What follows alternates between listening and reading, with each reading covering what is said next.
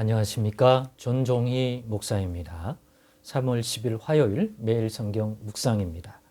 요한복음 11장 47절에서 57절입니다. 이에 대제사장들과 바리새인들이 공회를 모으고 이르되 이 사람이 많은 표적을 행하니 우리가 어떻게 하겠느냐.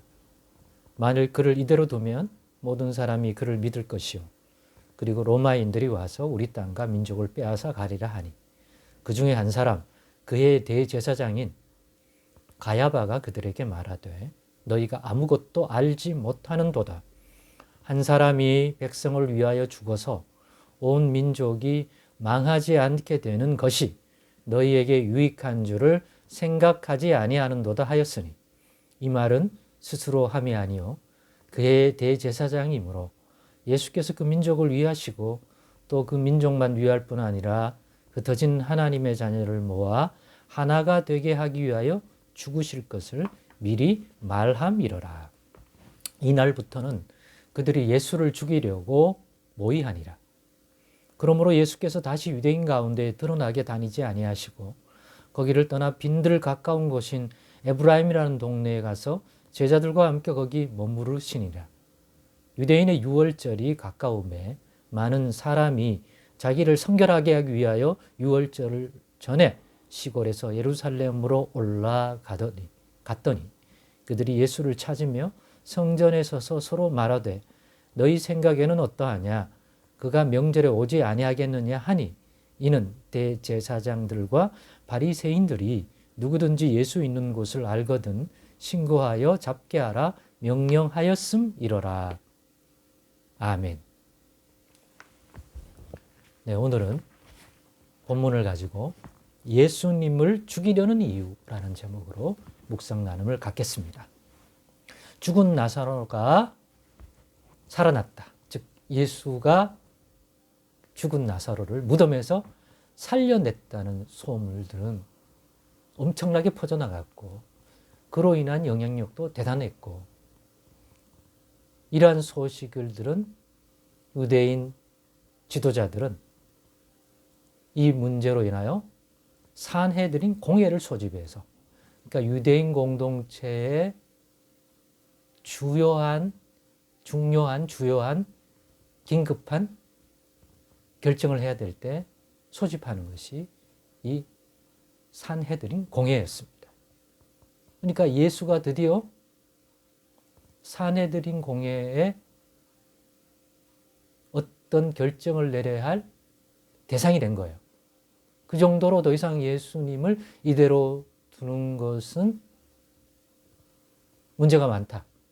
그러니 어떤 결정을 하자. 그래서 이 사안을 논의했고 결국 예수님을 죽이기로 예수님이 죽이는 것이 더 낫겠다는 결론을 내립니다. 그런데 오늘 본문의 내용을 보면 예수님을 죽이려는 이유가 예수님이 불법한 일, 윤리적 도덕적으로 불의한 일을 했기 때문에 그 죄가 너무 커서 그 악한 일 때문에 죽여야 한다. 죽이려는 것이 아닙니다. 죽이려는 이유는 그들의 명분은 예수가 죽어야 자신들이 산다는 거예요.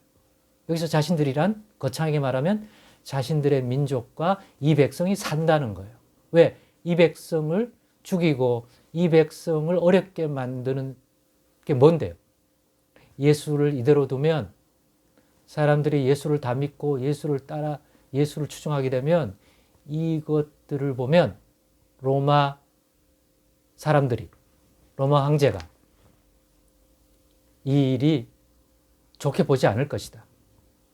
기존 체제를 와해시키는 그러한 일종의 혁명 쿠데타 같은 것들이 발생할 내용이라고 생각해서 분명히 로마 군대를 보내서 그나마 자치권을 가졌던 우리들이 그것마저도 잃어버리고 이 민족을 완전히 와해시키고 땅도 완전히 다 빼앗아 갈 것이다.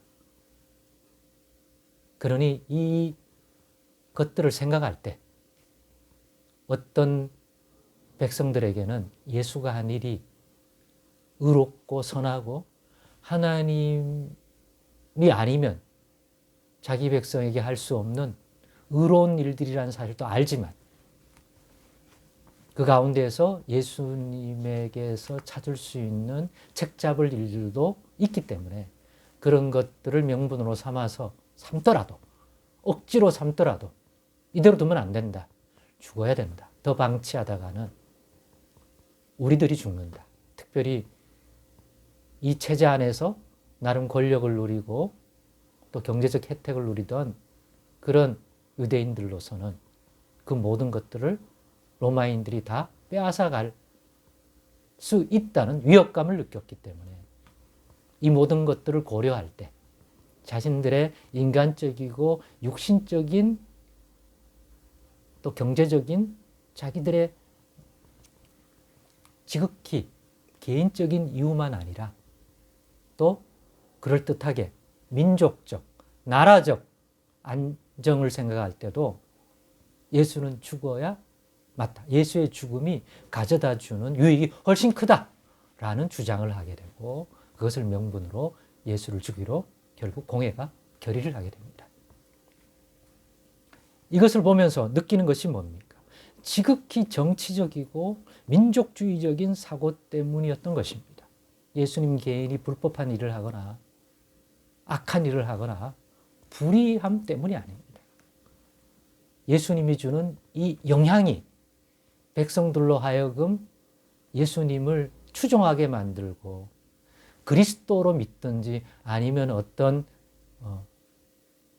혁명의 리더로 오든지 간에 백성들이 많이 추종하는 일들이 일어나고 있고 죽은 자를 살리고 맹인의 눈을 뜨게 하고 이렇게 내버려두면 온갖 이적들이 더 발생하면 모든 유대인들이 예수를 쫓을 수도 있다. 그랬다가는 로마인들이 가만히 지켜만 보겠느냐? 라는 결론에 이르렀고 그로 인하여 무죄한, 무고한 예수님을 죽이기로 한 것임을 분명히 볼 수 있는 장면인 것입니다. 예수가 죽어줘야 본인들이 산다. 나도 살고 너도 살고 이스라엘이 살고 유대 공동체가 산다.